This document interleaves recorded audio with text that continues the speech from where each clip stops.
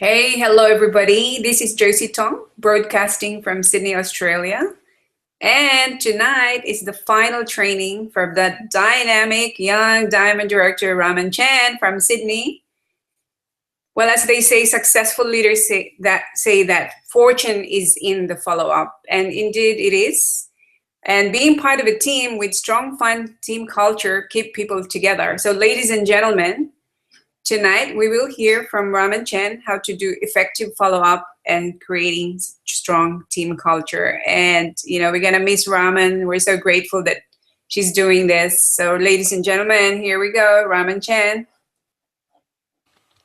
Good evening, everyone. Thank you once again, Josie, for organizing these webinars. It's been my absolute pleasure to do this series of three trainings with you guys over the last 3 weeks. And of course, this is the level 2 of the basic training that I run for my team. And so hopefully this will be able to help you guys out. So over the past 3 weeks, first week we did invite and prospecting, as well as how to actually invite someone, of course. The second week we did presenting and handling objections. And this week we're going to finish it all up with following up and team culture. And so these are the skills and the basic skills you actually need in order for your business to start making money and make money in the long term and actually be successful at this.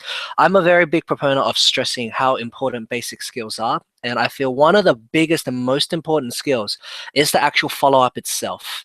And so today I'm going to talk a little bit about the actual follow-up and also building that team culture to keep things going along. And of course, the duplication involved in that.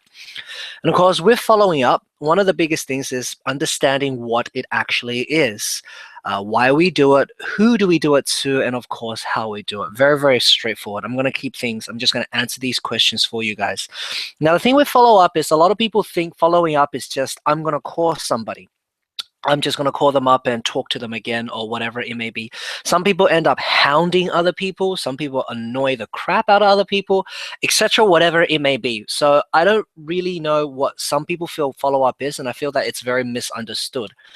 And so following up is actually just any activity that you partake in order to continue moving your prospects through your funnel or along the scale. Remember our scale that we talked about in the first week. 0 being they do not want to get started. 10 meaning I'm ready to start now. And so you want to move them along that scale from a 0 to a 10 to help them get started with, of course, Usana, whether it be a product user or whether it be a business builder, whatever it might be, that's absolutely fine. And so it's an activity that's very misunderstood. It's very underutilized, and it's costing your business money every single day.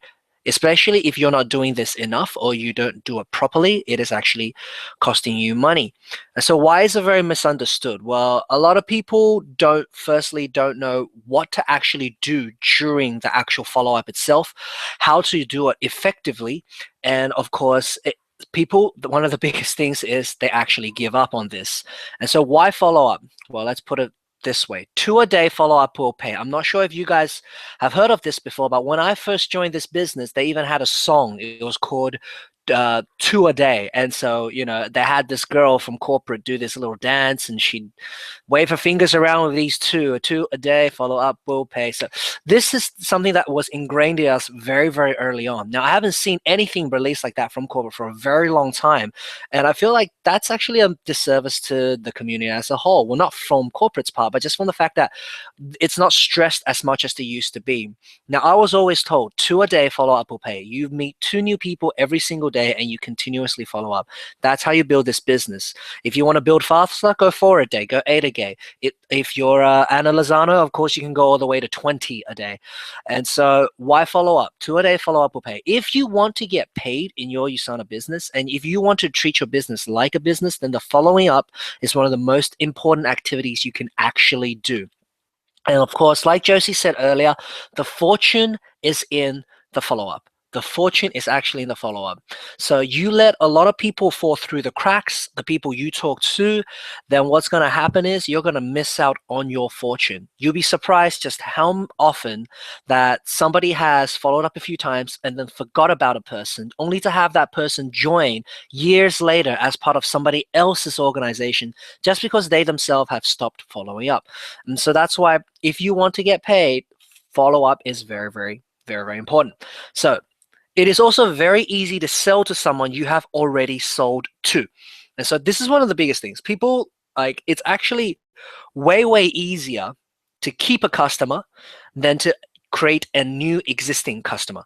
So I think in retail or in just normal business, they say it is 10 times easier to keep an existing customer than it is to get yourself a new one.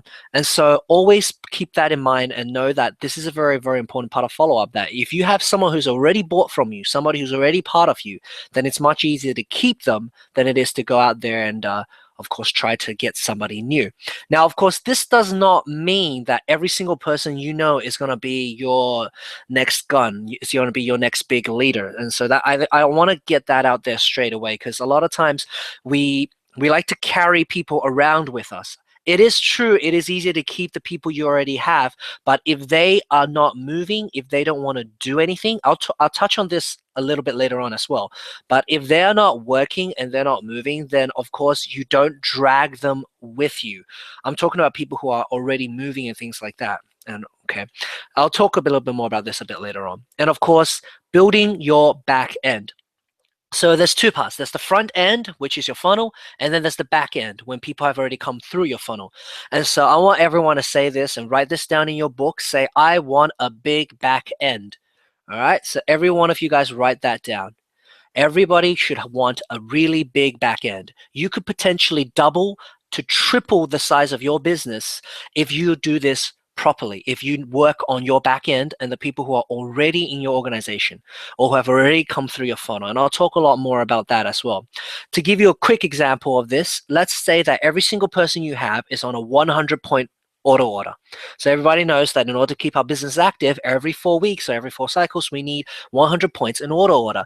Now, what if you followed up with every single one of these people and help them understand the quality of the products or the importance of the products and why they should be taking more, etc., etc. And they all increase their auto order to 200 points.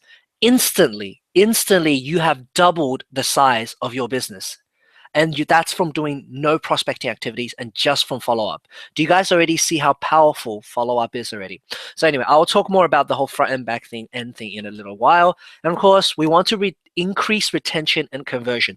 And so we know network marketing in general and MLM has one of the highest attrition rates out of any organization in the world. I think the attrition rate is anything upwards of 90%, where 9 out of every 10 people who join end up quitting at some point down the line within the first year. And so one of the biggest drop-off points also happens. This is very important. You got to write this down. We call it the platinum disease, and I'll talk more about this a little bit later on. But one of the biggest drop-offs happens around the 10-week mark. All right, so remember that. Anyway, so let's move on. So now you understand a little bit more about the why about the follow-up. I want to talk about some facts and figures and statistics so you understand why follow-up, again, is so important and why I focus pretty much an entire hour to talk about the follow-up itself. So here's the thing, 48% of people will never actually follow up with a prospect. They will talk to them, they will prospect them, they will invite them, they will go get them, they will drive them to a meeting. They will sit down with them for an hour or two, talking to them, answering their questions, etc. And if that person says no, the person who invited them will never talk to them again. So 48% of people do this, and a lot of us, and everyone who's listened to this, I'm sure you're guilty of this too. I myself am one of them. I must admit that when I first started, follow-up was one of my weakest things, and it was costing me a lot in my business. And I wasn't seeing the results I wanted. When I realized that I could potentially improve my business immensely with just understanding and doing the follow-up properly, it changed a lot of the things that was happening with my organization. And so remember that 48% of people never actually follow up a prospect. Do not be one of them. Next, 25% of people make a second contact and then stop. So yes, some people, a quarter of the people will actually follow up one time. So they'll make that second contact. So they'll give them another call. So just say, hey, yeah, thanks for coming yesterday, so what are you thinking? And the person says, yeah, well, not interested. All of a sudden, boom, stop, done. They're not going to call them anymore because this person rejected them. So people's fear of rejection is very, very strong. And so rather than follow up, they would avoid getting rejected at all by just not talking to the person who has not yet made a decision because they were procrastinating. And so 12% of the people give up after the third contact. So they'll make 2 follow-up attempts and then stop. do not be that person as well.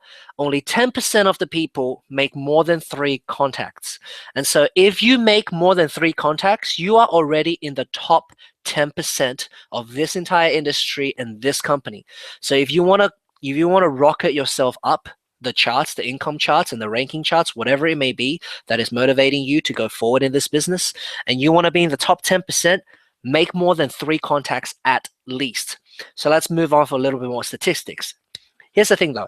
However, as we move past the 3rd contact, you'll find that your results get better and better.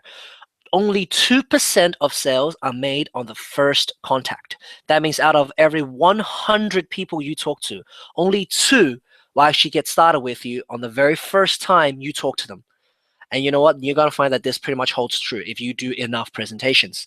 3% on the 2nd, 5% on the 3rd. So this is after 3 contacts. 3 contacts, only 5% will get started. All right. So that's 1 in 20. What else? 10% on the 4th. But here's the thing.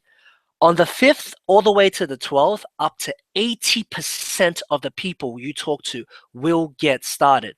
So this brings my question to ask you guys. How many people have you presented to? How many people have you presented to that you've actually followed up more than 5 times? And how many people are you going to follow up more than 5 times to right now?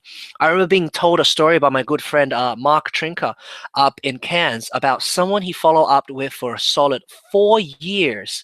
And that person got started because he goes, you know what? You have been following up with me so diligently every single month for the last 4 years that, you know what? I don't even care what you've got to say. I just want to get started because I want to work with someone like you. And so that goes to show that it's very, very powerful following up someone, telling someone that you're going to follow up with them and actually doing it.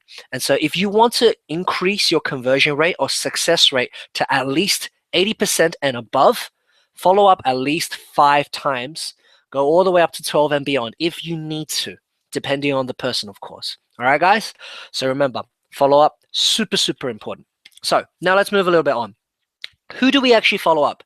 So this is another part of the whole misunderstanding thing. People think follow-up only exists for people on what is known as the front end, people in your funnel who have yet to actually get started. So they've had a few exposures to the business, or maybe they've seen a plan, you've sent some videos, some booklets, maybe a brochure, a newspaper, whatever it may be. You follow up with those people until they actually get started. And most people think that follow-up only exists for this group of people, which is otherwise, I'm going to call them your front end. And these are people who will either become a customer or a team member. So after they become a customer or team member, most people stop the actual follow-up, which I feel is very, very incorrect, because the second group, otherwise known as your back end, are people who have already gone started. And the group 2 is actually a lot more important than group 1. Now, you spend a lot of time on group 1 trying to increase the size of your funnel and the people coming through.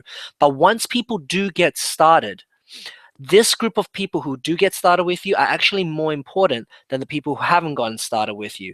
And so I'll talk a little bit more about that later on. Of course, there's a good balance about where you should be spending your time. And for new people who have gotten started in this business, I feel like 80% of your time definitely needs to be spent on the front end, and leave the back end to working with your team. Of course, your upline mentor will help you in terms of that kind of leadership, because for a lot of new people, the leadership skills involved with working on your back end and talking to your back end, following up with them, is something that needs to be trained and developed. And of course, that separates into people who are already a customer or people who are already a team member. For people who have already become a customer, the follow-up is actually much easier. But for people who become a team member, you do need certain level of leadership ability in order to help train and, of course, mentor and coach them, which, of course, I'm going to touch on later on as well. So here's the thing with that, though. You can't give what you don't have. So keep that in mind. You really can't give what you don't have. And that's why edification is such a powerful process. How do you teach someone to make money if you yourself haven't yet made money? And that's why we have mentors who have already made money, and they were taught by people who did make money. And so therefore, this chain can actually move on and so forth. How do you teach someone to rank up if you yourself cannot rank up? How do you lead someone who is actually doing better than you? And so this is something why I say for a lot of new people, especially to newer associates who are listening to this. So I will say you are newer if you're a silver silver or below. If you're below silver or not yet gold director, then your primary focus should still be on the group 1. If you're gold and above, then it is okay for you to spend more time on group 2. All right, so that's just a rule of thumb. Of course, that can vary depending on what your group 2 looks like. Maybe you have a group 2 full of people who aren't moving and aren't doing anything, in which case then, of course, your focus has to go back on group 1. So front end, back end. And remember, guys, what do we say? I want a big back end, right? You want a big front end and you also want a big back end. So let's move on. Oh yeah, of course, customer, team member, of course, and the potential leaders. So important rules to remember about the follow-up. I feel these rules are very, very important to keep in mind. And if you guys need me to slow down or have any questions, of course, leave them on the side, put it in the chat, and Josie will keep track of it for us. And of course, let us know. Let me know at the end. So first rule is make contact within 24 to 48 hours of the last initial contact. Now, this is especially true if they've just come to a health and freedom. If they've come to a health and freedom, or they've sat down for a 2-on-1, like what we talked about last week, ABC situation, then you need to make contact within 24 to 48 hours. We always say strike while the iron is hot. While it's fresh in their minds, make that contact. All right. And of course, used closed loop communication. I'm going to spend a little bit of time right now talking about closed loop communication because I feel this is such a powerful technique that most people aren't using and don't use enough. So what is closed loop communication? Closed loop communication is communication where you set the next appointment before this one even ends. Does that make sense, everyone? You need to set the next appointment before the current appointment ends. So when you've invited someone, you've told them exactly when you're going to meet them next. And of course, if you haven't done that, then you don't hang up. Once you've done that, then you hang up. So now they've come to a Health and Freedom or they've come to an ABC. They've seen the presentation and they did not make a decision on the spot because we know only 2% of the people make a decision on that spot. So if they're not part of that 2%, that's fine. They're part of the majority of people who don't make the decision straight away. And if that is the case, you set the time for the next appointment. If they had some questions or they say that, I want to think about it, I need to ask my wife, I need to ask my kids, I need to consult my dog, whatever it may be is fine. Whatever they say is their reason for not making the decision now, that is fine. Just make sure you set that time. So say, that's great. How about tomorrow I give you a call around 3 o'clock? Does that work for you? 3 or 4? Or 5 or 6. Remember the 2-in-1 method? Use that there. Would it be good if I gave you a call tomorrow or the day after? Which day works better for you? Great. How about in the afternoon or the evening? Which works better? Fantastic. 6 or 7, etc., etc. Set it in stone before you let them go. Always have closed loop communication. Now, here's the thing that I get asked the most. They go, what if I say that I'm going to call them? They say, sure. 6 o'clock rolls around. I give them a call and they don't pick up. What do I do then? Well, then you still continue moving forward using closed loop communication. So if it goes to voicemail, leave a voicemail. Say, hey, Joe, I gave you a call about 6 o'clock. Like I said, you must have been busy. Listen, that's absolutely fine. I'm going to call again tomorrow night at 6 o'clock. Hope to talk to you then. I'm so excited about helping you get started with your Usana business, etc., etc. And then that's it. Do you see what I'm trying to say? Even if they don't pick up, you still use closed loop communication. Yes, I know a lot of people don't even use voicemail. So if they don't use voicemail, maybe leave them a text. But either which way, let them know when you're going to be contacting them again next before you stop contacting them again this time. So always use closed loop communication. Practice this in everything. Practice this in your follow-ups. Practice this in your everyday relationships. Practice this even at meetings. I always love how letting people know when the next meeting will be when you're at your current meeting. So you know when you're meeting again. And this is very, very important in terms of team culture to let your team know and keeping them in the loop about activities. And I'll go into more detail about that a little bit later on as well. So of course, with the follow-up, here's the very important thing I want everyone to keep in mind. This is a very important rule. Let them decide what they want. Let them decide what they want. Remember in the first week, we talked about sorting. Some people want the products. Some people want to be in the business. Some people are going to be your leaders. And some people want nothing at all. And that is absolutely fine. You do not get to decide for them what they want. You do not get to decide that, oh my God, this will be perfect for you. You have to get started, and you hound them until they do get started. So what you do is, if they say they want nothing at all, Fine, that's absolutely fine. Maybe they want to, maybe you can call them again in 6 months' time. So say, hey, would it be okay if I check back with you in 3 to 6 months and find out how you're doing then? Maybe you'll be more open to this idea at that time. They'll say, sure. They say, great. What if I give you a call around December, middle of December? Does that sound good? And you lock in a time when you're actually going to call them again. Most people, if you try to do this with them when you're using this closed loop communication, will say yes. Do you know why?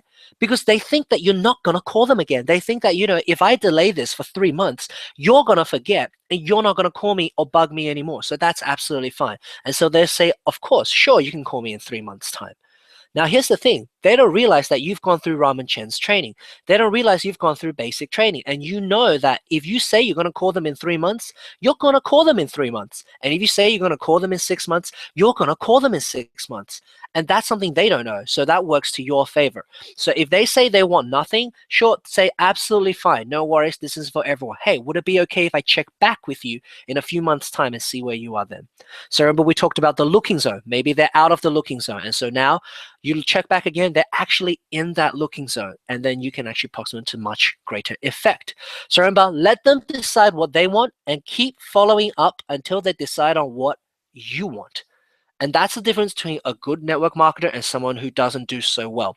A good network marketer will always follow up and keep following up, even if it takes them 3 months, even if it takes 6 months of no contact, even if it takes a year. It doesn't matter. If you keep good records of what you're doing and you say you're going to follow somebody up, you follow them up. And so that's what I always love about this. I love about this business, that it doesn't just build character, but it reveals character.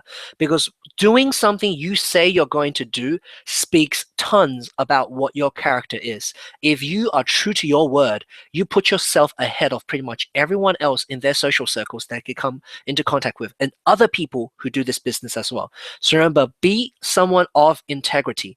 If you say you're going to follow up, follow up. When you tell them you're going to follow up on this day at this time, call them on that day, on that time. Use closed loop communication. And of course, be excited. Energy is everything. Everything in this universe is one thing, and it's energy. And remember, energy cannot be created and energy cannot be destroyed, but energy can be transferred. The only way to get energy from one source to another is to transfer it. It cannot be created or destroyed. So be excited. The more energetic, the more excited you are about helping them fix their health, about helping them get better health and wealth, then the more excited they're going to be, because your energy is going to be absolutely infectious. So keep that in mind. Be excited. So now let's move into a little bit more about the nitty gritty. So how do we actually follow up? Well, for front end follow up, make sure to answer appropriate questions, handle objections, and move them along that line. So every single meeting you are having with them is to help answer whatever questions there are until they have no questions left to ask. And then it's a simple question of basically, are you going to get started or not? Because I don't really care if it's a yes, and I don't really care if it's a no. I have lots of people to meet myself, right? Remember, we talked about urgency, not desperation. Guys, remember last week's webinar? Urgency, not desperation. I just need an answer from you. So if you've already handled all the questions, handled all the objections, then it's time to push for that yes or no. And if they are a no, that's fine. Follow up again in whether it be a month, in 3 months, in 6 months, whatever it may be. Just keep going. Multiple exposures, increase your likelihood of success. Remember, if you follow up at least 5 to 12 times, what was the success rate? That's right, it was over 80%.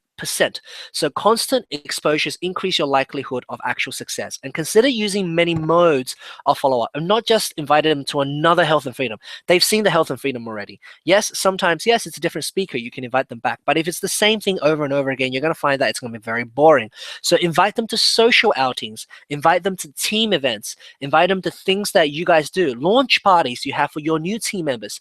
They want to see that your team is moving and shaking. They want to see that you yourself is moving and shaking. They don't want to follow or join someone who is standing still and staying static. If you are still making the same check you were making 3 years ago, why should they get involved with you? Obviously, you have no idea what you're doing. So move yourself along, and always get people coming along to different things. Let them see that, hey, my team, myself, we're constantly doing new things. We're having fun. We're growing. We're getting bigger. We're getting stronger. We're getting better every single day. So have lots of these different types of things you can invite them to. Social outings are a great way to actually get people exposed more to the business and more to your team and more to this opportunity and the people involved as well. And of course, cater for the fish they are. If they are a shark, your follow up needs to focus on shark related things. If they are a dolphin, your follow up needs to relate to, of course, dolphin related things, and of course, whale and urchin things. So if you guys don't know what shark, dolphin, whale, urchin are, it's in our basic training 101. I know that not everyone has gone through that because you're not all in Team Epic. That's absolutely fine. So a shark is otherwise known as a red or a driver. A dolphin is a blue or a promoter. The whales are yellows or they're the supporters, and urchins are analysts or the greens.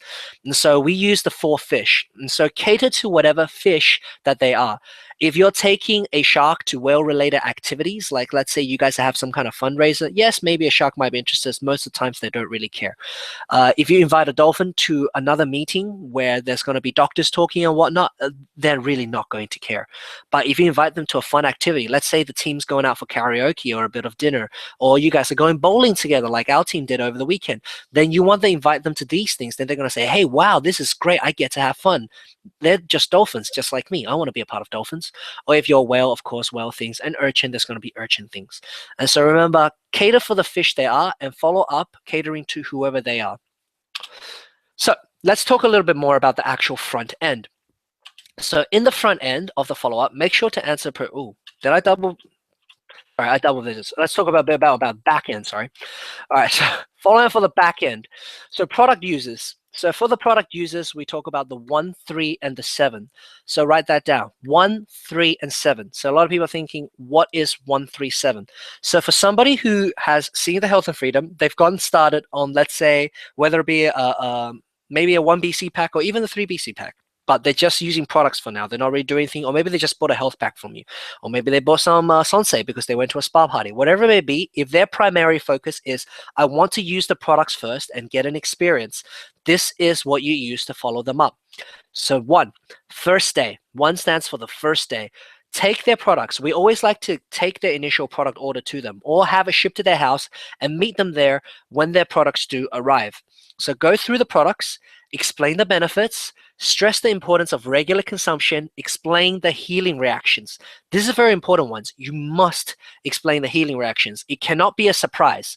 They cannot try the products thinking everything's going to be hunky-dory, and then 2 days into it, they break out, and all of a sudden they go, oh dear God, I can't use this, and they throw everything in the trash and never try to touch it again. So of course, let them know that this is the way I usually like to explain the healing reactions. Because the USANA products are so potent, 1 in 5 people might experience something known as a healing reaction. So this is part of the normal detoxification process that your body is going through when you try these very powerful and potent nutritionals. So this might come in the form of a mild rash. You might break out. You might experience a little bit of a headache. You might feel really thirsty, and you might see a few changes here and there. Whatever happens, just know that it's a good sign. It's a healing reaction, and it's a sign that the products are actually working. So I'll give you a good anecdote I have myself. I remember I got one of my friends started on a health pack and some Biomega. And so I told him a little bit about the healing reactions, and 3-4 days into it, he gives me a call and he's so excited. He goes, hey, Raman. I'm like, what's going on? And he goes, I broke out. I've got pimples all over my face. It's fantastic. I'm like, what do you mean? He goes, they're working. The products are actually working. And so he was actually happy versus somebody who breaks out and stops using the products because you didn't explain their healing reactions. So here's someone who called me. He's over the moon because his face is covered in pimples because he thinks it's actually working now, which it actually is. So of course, remember, explain the healing reactions on the first day. Going through the products with them is a very key point. If they have shakes, maybe make a shake for them so they know how to actually make it. You know, teach them how to use a blender bottle. For people who are going on the reset and they're committed to trying phase 1, phase 2, and phase 3 of you, give them a free blender bottle. Why not? Throw it in there and teach them how to use it. You know, I always like to put a little bit of water first, then the powder, then the water on top. A lot of people just dump the powder in there and then the water, and then it makes a mess everywhere. It always sticks to the bottom of the thing. Or maybe they put the water first and then they put the powder on top, and when they open it, a puff of powder comes out and there's a sticky ring all around the mouthpiece, etc. Teach them how to actually blend their shakes in a blender bottle. You know, of course, teach them how to use the Sensei skincare products. If they haven't been to a spa party, organize one and get all your Sensei customers to come along and try the products out, or hook into one that's actually happening out there as part of your team. And of course, if they have bath gel and the shampoo, get in the shower and use it with them. No, I'm kidding. Don't do that. All right. So anyway, third day, check up, increase products, decrease dosage as needed. So if they're going through a mild or maybe sometimes even a very severe healing reaction, I had somebody get on these products and they went through a very severe headache. And the only way to help alleviate that was to get him on a half dose of the essentials. And I had somebody else who would constantly nosebleed every single time they take the health pack. And so we had to reduce the health pack right down to just an essentials and at half dosage and whatnot. And of course, people with severe breakouts who needed to go back down to a body rocks instead of the actual essentials themselves. Whatever it may be, on the third day, give them another call, check up and increase the product dosage or decrease it as needed. So sometimes it's a very mild reaction and maybe just adding fiber G or a probiotic into their regime might get things better. Always let them know, drink plenty of water and drink more water than they're currently drinking now, especially if they're feeling any uncomfort or whatnot, and keep things going. And on the seventh day, second checkup.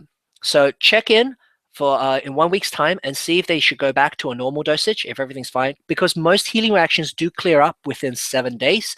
So by the 7th day, if you check up again, they should be absolutely fine. And from that point onwards, it's just once a week. So this is for people who are product users on your back end. And of course, there's two other groups of people in the actual back end that I'm going to move on to now. But before I move on, with product users, why do we keep following up once a week? Well, firstly, it's just to check how they're going with their products. Maybe things develop a week or two into it. Maybe they're feeling even better. Maybe they've started sharing the products with their friends. So what I like to do is after they've been on the order, or maybe they've ordered from me 2 or 3 more times, I always like to make an offer. I ask them, so would you like me to show you how you can get your products at a discount or for free? I always ask them this question. So, would you like to get your products at a discount or for free? And of course, if they say, sure, how do I do that? Then I'll explain the compensation plan and how if they bring a few friends on board or if they share this with the people around them, they can potentially get their own products for free. And so this is how you convert people from a PC into an actual team member. And of course, through further follow-up, maybe a team member can also become a leader. I've actually found that some of my best leaders have come from product users. And this is a very common experience, especially in the Chinese community as well. I mean, coming from personal experience, my mother was somebody who actually went through this exact same process. She started off just using the product for her own health. And after using the product and having a positive results, she got started with the business. And she didn't really do too much, but through consistent follow-up from her sponsor, Amy Shen, who's now a 7-star diamond director, she eventually became very much involved in the business to the point where she went silver and then gold director. And of course, she got me involved once she went silver. And now look at us here now. 10 years later, we're both diamond directors in this amazing business, and it completely changed our lives. So obviously, has my mom been one of the best leaders Amy Shen has? Absolutely. And where did she come from? From just being a product user. And so don't underestimate people who are just using product from you. Keep following up with them and slowly convert them. Make them the offer. Always offer them a benefit versus, hey, why don't you get started? Because you can make some money. Maybe that's not their concern. Maybe they just want their products cheaper. Whatever it may be, keep following up with these groups of people. So, who else? On the back end, of course, you also have your team members. And just because they start, it does not mean your job is done. I've seen way too often people get somebody started and then they forget about the person who got started. Or they've gone platinum, they've signed their 4-up, now they sit there doing absolutely nothing. They don't follow up with their own team. They don't take them to training. They don't do anything themselves. They just sit there and they're done. So on the point of platinum, I want to talk a little about something we call the platinum disease. One of the biggest drop-off points is after the second order. So after the 10-week mark, after 8 to 10 weeks, after the second order has been processed, USANA themselves have tracked this number that the majority of people who do end up quitting drop out at that point. Are you following up with your team members properly? Because why? Because most people after 8 weeks, they've either hit platinum or they haven't hit platinum. So for people who have hit platinum, then of course they most likely continue going. And maybe even after they've hit platinum, they decide to take a break. And so they tend to drop off a little bit. And for people who haven't hit platinum, sometimes they feel like it's the end of the world. And so they think, I failed and it's time for me to quit. I couldn't even get platinum. Why am I even doing this? And they leave. So that's why it's very, very important to be following up with your team members consistently, even after they've gone started and even after they've gone platinum. Just because somebody has gone platinum doesn't mean your job is done. You can leave them and let them go because whoops, well, they're ready now. They've gone platinum by themselves. They can do everything by themselves. No, that is absolutely incorrect. Keep following up with your team members consistently. Now, that may differ in terms of actual frequency, and I'll talk a little bit later on, but it is very important you consistently follow up with actual team members who have gone started. First things first, when they do get started as a team member, schedule basic training one-on-one. And so, of course, that's our 2-hour basic training that every single new person goes through. And at the end of that, you get your Epic badge and you're officially welcomed into the team on the social media, in the WhatsApp group, whatever it may be. Set the launch party date for them. So let them know that one of the most powerful things they could do at the start is setting themselves a launch party. And of course, the launch party is so important to let everybody know that you're now doing something new. It's kind of like putting yourself on blast. And so you're accountable because now people know you're going to have to actually do it now, right? Because you can't let them down. And so set that launch party date. Connect them with the rest of the team, hook them up to constant events, make sure you're always keeping them in the loop. Remember that word again, the loop, about what is happening with the team, what is happening in Sydney if you're in Sydney or in the city you're in, any events that's upcoming, what is the next big event they need to be at, what is the next team gathering they need to be at. Keep them connected on Facebook, on different things like that. And of course, if they need it or if they want it, offer level 2 training if they're taking action and they wish to push the business further along. And this is how you identify who your leaders are. If they're not really doing much, you've done basic training with them, you've done a launch, and they're just really not getting it, they're not really doing too much, well, that's absolutely fine. Then they don't really need level 2 training, just let them be. They'll perhaps wake up in their own time. We don't want to push anyone to be anything they don't want to be. And we don't want to carry people on our backs. I know a lot of people really get attached to the people they find. It's kind of like giving birth to a baby, right? You've taken them through this entire prospecting, inviting, presenting, follow-up process. They finally got started and then they don't do anything. You hound them, you try to carry them, you drag them along the ground, kicking and screaming until you quit before they do. And so if they are not moving, don't even worry about it. Move right along and keep prospecting somebody else. And of course, call once every few days for team members, especially at the start of their business. Now, that frequency can go down to as little as at least once a week and to once a month, depending on how much they wish to be involved and how much they actually want something like this. All right, so moving on. So like I said, the people who do end up moving along a lot faster, then they are your potential leaders. And the way you follow up with potential leaders is going to be a little bit different to how you follow up your team members. And so what about your potential leaders? What do you do with them? Well, this is something that I like to say. Your actions are so loud, I cannot hear a word you're saying. Now, this is a quote said by Ralph Waldo Emerson. He said, your actions are so loud, I cannot hear a word you are saying. So what does this actually mean? Who are your potential leaders? Like I said before, they're the ones who are taking action, not the people who come to you crying, saying, hey, help me, train me, I need more training, I need more training. No, the people who actually are your potential leaders are the people out there doing work, not the people procrastinating and begging for more training. Because after the basic training is completed, you have more than enough to actually get things going. Any training from that point onward, I feel like is procrastination, especially if you are in the first 8 weeks of your business. Level 2 training can come along if you're actually moving along and you do need another level to push your business further because you're experiencing a lot more different types of objections that a lot of the newer people won't get because they just don't do the business enough. And so keep this in mind. Follow very closely. Your potential leaders, you're going to find that you need to follow them a lot more closely than just your team members. And so I would definitely call them every single day and find out what they're doing, how you can help them.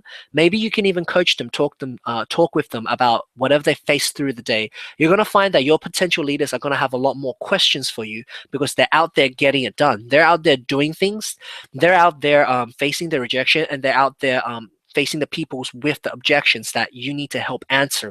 And so it's very, very important to call them every day. And the best thing is when you find real leaders, you're going to find that they're going to call you more than you call them. And so, of course, everybody knows that Emmy went silver last week. She was one of these people. Before she had even gotten started in this business, she was already recommending products to people, and she was calling me pretty much every single day, asking me, "Hey, Raman, hey, I've got somebody here who wants this. What product should they take?" Or, "Hey, Raman, I just got somebody who tried this product and they have this question. What should they do?" Etc. Etc. Etc. And so straight away, I knew this girl, she's going to be a leader one day. And so when you identify these people, follow them very closely, and I would definitely call them every single day. And level 2 training is not just a recommendation, but it's a must. Sit down with them. Even if they have got no prospects for you to meet, sit down with them and take them through training. And of course, extended training from external sources might be necessary. Maybe hook them up to Eric Worre's GoPro, or maybe you guys know Simon Chan. Whatever external training sources you do like, make sure you're hooking them up with that. All right.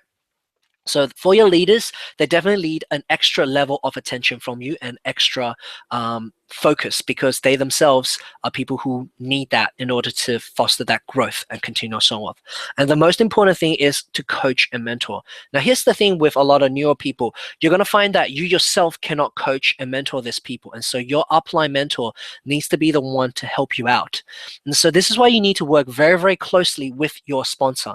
So if you get somebody started and you find that this person you can't handle because they are levels above you, then you need to let your upline know. You need to let your coach or the highest person in your organization that you have access to know. Tell them, "Hey, I've got somebody amazing coming up. He's so and so, he's already done this, etc. Would you mind following up with him with me so that you can help guide him a lot better than me?" And in that process, that way, you can actually learn as well. So remember, if you yourself are not qualified to coach and mentor someone, especially when they're levels above you, reach out to the highest available person in your organization that you have access to and get them to help you.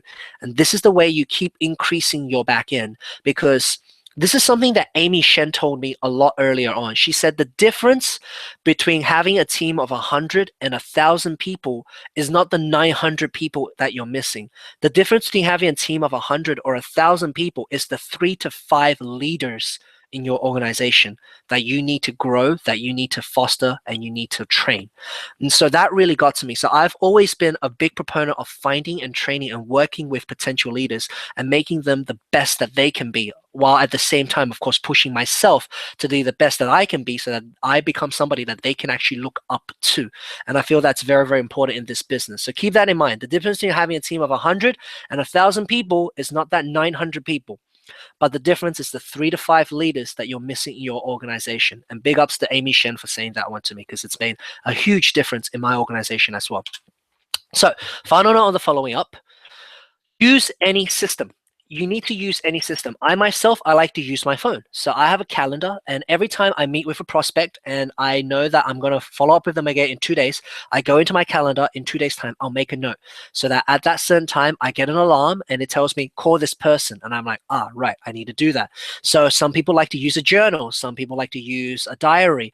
Some people like to use spreadsheets on their computer.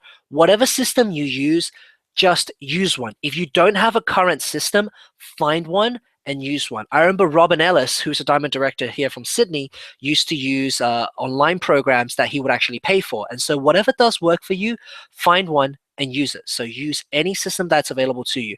If you don't know, you can maybe ask your upline or your sponsor who got you started with this business and ask them what they use and just use what they use as well. But the important thing is have an actual system. Any system to keep you tracking your potential prospects who are coming through your tunnel, and of course your team members. Something I like to do, I'm a very visual person. That's why I keep things in my phone. I have a big board at home, a whiteboard at home, especially during my runs. If I'm doing any kind of leadership run or working with someone on a leadership run, we have a big whiteboard and we plot everything on that board. Where are the points coming from? Where are the potential leaders? Where are the people we need to talk to? Have their names, have their phone numbers, have their details on there, have their associate numbers on there. So have any kind of system you're using to track your people. And this is a very, very key thing. And of course, dedicate a time every single day to actually following up. You need to dedicate a time every single day to follow up. You can't just randomly forget to follow up. You need to dedicate your time every day. So if you have 1 hour a day that you can make calls, then spend half an hour making the course to invite and half an hour following up on the course you made yesterday. Whatever the time you do have in a day, even if it's an hour, dedicate time specifically to just following up. All right. And of course, 80% of the time should be spent on prospecting, presenting, and follow up. I know there are a lot of activities that you can do in this business: attend meetings, read books, do personal development, go to events, whatever it may be. But 80% of your time should be spent on prospecting, presenting, and follow up, because that is your money making activities. All right. And of course, treat your business like a business. Remember, this is a real business. The amount you do is the amount you get paid. You do a little, you get a little. You do a bit more, you get a bit more. If you do a heck of a lot, you get paid a heck of a lot. You treat your business like $1 million business, it will eventually pay you like $1 million business. So dedicate yourself to follow up. Remember, fortune is in the follow up. So now I want to move on a little bit more about team culture. So following up with your team really does build this culture. And culture is something very, very important for any team, for any person who's starting an organization. And so, where does culture begin? Culture begins with you, with just you. If you are a team of one right now, start your team culture right now with yourself. What is your personal culture? What do you do every single day? What is the type of person you are? And so, you need to create that strong team culture is essential for your long-term success of your organization. And that starts with you yourself. So decide and visualize, what do you want your team to look like? And so I remember talking to some of the Gen Y Diamond directors over in the United States, and they have very strong team culture over there. And he shared with me a story when he got his first 2 people started. And he had invited over 40 people, I think, and only 2 showed up, but he got both of them started. And he said to his partner, "Look, honey, I'm doing it." And the partner's like, "What do you mean? You've only got 2 people." And he said, "Well, look, if I have 2 people, I know I can get 2 more. And if I can get 2 more, I know I can get 1,000 more." And so straight from the start, he had this very strong idea. He visualized exactly what he wanted, how big his team was, and what they looked like. So I want you to decide and visualize in your mind, what does your team look like? Are they a group of young, smart, sophisticated professionals? Maybe you want a lot of young, beautiful women around you, or maybe you want a lot of housewives. Right? I don't know. Whatever your team looks like is okay, but decide and visualize it in your mind and work towards creating a culture that will attract these people. And so with Team Epic, our team culture is 136. So what is 136? This is in our basic training. Number 1 is our one mission. So in Team Epic, I'll just share with you guys so you have an idea of the way we build our culture. I know this doesn't apply to everyone because you might not all be a part of this, but this is the way we build our culture. And the number 1 thing we get across as soon as we start the business training, first and foremost, is our team mission. And so here in Epic, our mission is to empower and inspire people to live life on their own terms by taking an active role in creating and maintaining true health and wealth for themselves and their families. As a team, we strive to build a community of positive, supportive, and forward-moving people, as well as provide personal development and mentoring for all our members to help them achieve their dreams. Live epic, be epic, Team Epic. And so this is something that we drill into people right from the start to make them understand you are part of something much, much bigger. We want you to be positive. We want you to be supportive. We want you to move forward with us. Understand we are part of an actual community and we're here to empower and help each other achieve our dreams. And from the get-go, we make them understand that this is what this team is all about. So if you're not going to be a part of this, if you're not going to be positive and supportive, then you're going to distance yourself. And so as a whole, the team very much buys into this mission and buys into this vision and help perpetuate it. And so what is your team mission? What is your team's vision? What do you hope to create? What are you trying to do by creating your team in USANA? And so, of course, have this mission for yourself. As well, we have 3 business building core values. And that is get people promoted, get people paid, and get events larger. And the primary focus here is always going to be on other people. We drill this into people from the very start. If you want to get paid, help somebody else get paid. If you want to get promoted, help somebody else get promoted. If you want to get your business larger, get the events larger. Bring more and more people to the health and freedom. Take over Sydney. Take over Australia. That is what we're trying to teach our people. If you want to do good, help other people do good. And straight from there, we drill into them a core value. So what is the 6? Well, the 6 is the 6 things to do every single day. So I'm getting a bit tongue-tied tonight. I'm sorry about that, guys. Number 1, get customers. Invite and follow up, train, present, personal development, and attend meetings. So train. Why do you train? Every single day you need to train because you are a professional and professionals get paid to do something. And so the way you're going to be good at something is to train yourself. And of course, attend those meetings. So 6 things to do every single day. We'll let them know that this is part of the Pareto principle, the 80-20 rule, the 20% of your efforts that are going to get you 80% of your results. So make sure you're doing these 6 things every single day. So 136, build that team culture.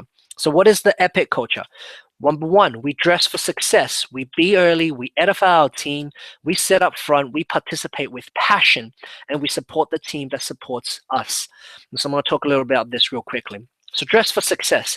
We want you to be professional. We want you to look your best. We want you to step out there into the world. When somebody sees you, they're going to see a young professional. That is what Team Epic is about. You need to look the part. USANA is a multi-million-dollar international business, and you are representing USANA. Do you look the part? Would you get into business with you? If you looked in the mirror and saw yourself, would you get into business with you? And that is the most important thing. If you look in the mirror and you think, I wouldn't do business with that, then no one is going to do business with you either. So look the part.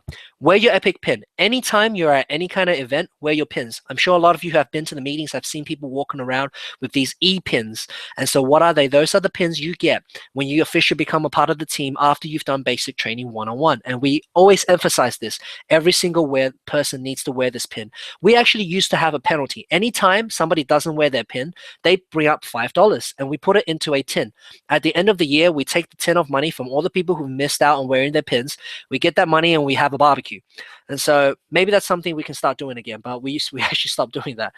But yeah, that's something we used to do to help enforce this culture. And of course, a very important thing about dressing for success is to shower, to use cologne, and to use perfume. Part of your appearance is also part of the way you smell. And so please, people, do shower, do use cologne, and do use perfume. Don't just look professional, smell professional as well. Nobody wants to do business with someone who stinks. I'm sorry. All right, so be early. Early is on time is late, and late is unheard of. This gets drilled in our culture straight away. If you are coming to any kind of business meeting and it starts at 7:30, you're going to find the majority of the team is there by 7 o'clock. Why? Because they know only early is on time. And being early means that you're there before your guests because you show yourself. Unless you, of course, bring them. The only way you're going to be late is because you had to go get a guest and some unforeseen circumstance happened. That's the only reason you have. But if you have no guest, then you're definitely there. And of course, if you're meeting someone somewhere, then you're definitely there before them. And of course, success, like Jim Rohn says, equals to opportunity plus preparedness. So being early means you are prepared for the opportunity that might never come. I think I've heard a great story about Dr. Bernadette being early to a meeting and getting somebody signed up 3BC because that person wandered in before the meeting even started and asked what it was all about. And so she right there did a presentation to that person and got them started 3BC on the spot. And all because she was early when nobody else was there. And so being prepared for the opportunity that might never come means that you prepare yourself for the best chance at having success. So be early. Edify. So edify your team. Your team and your team culture is like a magnet. It's what attracts people to USANA. So the business might get people in and get them started, but your team and your culture that you create is what's going to make people stay. People join and they'll stay as part of the team because they love the people who are involved. They love what you are, who you are, and what you stand for, and the things you do. So remember that your team culture is super important. So edify the people in your team, edify your upline leaders, and they will always do the same for you. Sit up front. So the most successful people you're going to find sit in the front. Kind of like back in high school, all the nerds who got the highest scores sat in the front. I was one of the bad kids who sat in the back, and therefore I didn't do too well at school. But you know what? It doesn't even matter right now, because I sit in the front always for health and freedoms, for trainings and whatnot. I always try to sit in the front. The only reason I'm not sitting in the front is because I have to speak, or maybe I'm taking photos, but that's the only time I'm in the back. But if I'm actually there to learn, I will be sitting front and center because I will be there early to get that seat. And so part of being early is also getting these early upfront seats. It's beachfront real estate. The best real estate is right up front, because after you're in the front row, you can't go any more forward, right? So what's the next step? The next step is you actually get on stage. And we know only the most successful people get to be on stage. And so if you want to be that next person on stage, sit as far forward as possible. Participate with passion. Like we said earlier, energy is everything. So be energetic and be excited. Let everyone hear you and engage with your entire body. When somebody raises their hand on stage, raise your hand too. Clap, cheer, scream. When you stand up with energy. Think about it this way. This is the way I like to teach people this. If you were your guest and you watched you from your guest perspective through the course of a meeting or through the course of maybe an ABC and looked at your body language, would you get started with you after what you had done over the last hour listening to a health and freedom or whatever it may be? Were you participating or were you there sitting there, arms crossed, legs crossed, eyes crossed?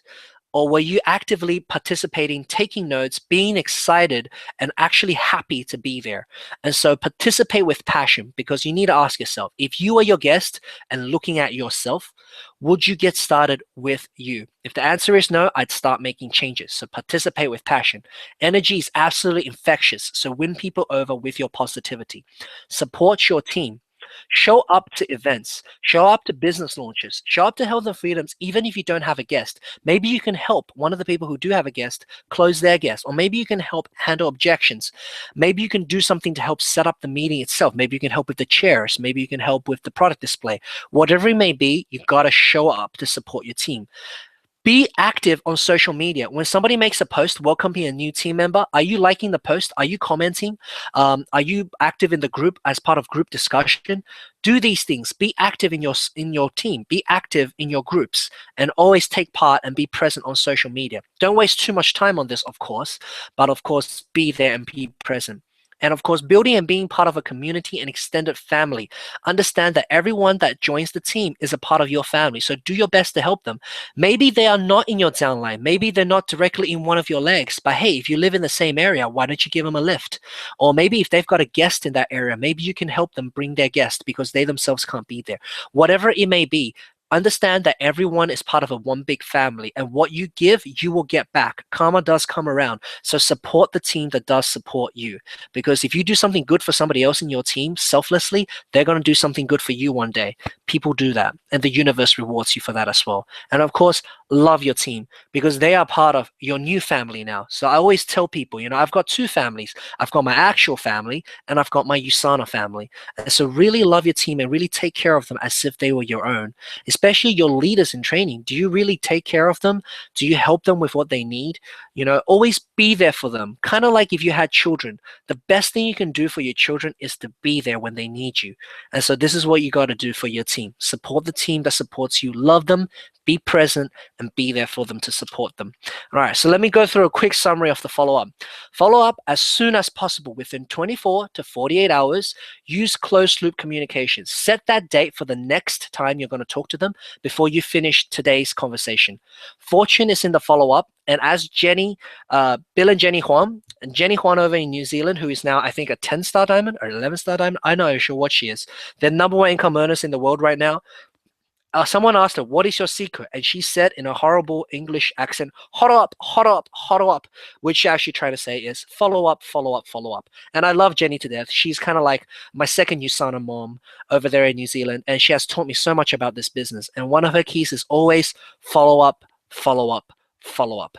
And of course, let them make up their own decisions. Just make sure you keep on following up until you get to the decision you want. That does not mean hound them every single day. It means talk to them and make sure what's good for them. If they say follow up in 3 months, do it. Follow up in 3 months. If they need a year, do it. Call them again in a year. Whatever it takes. And of course, the culture summary, create a culture that you would be proud to be a part of. Create something that you would love to tell everyone you're a part of. Let me tell about the team I'm in, how much I love these guys, how awesome they are. So create that. Be involved. Put your hand up. If people need help for events, be there, help out.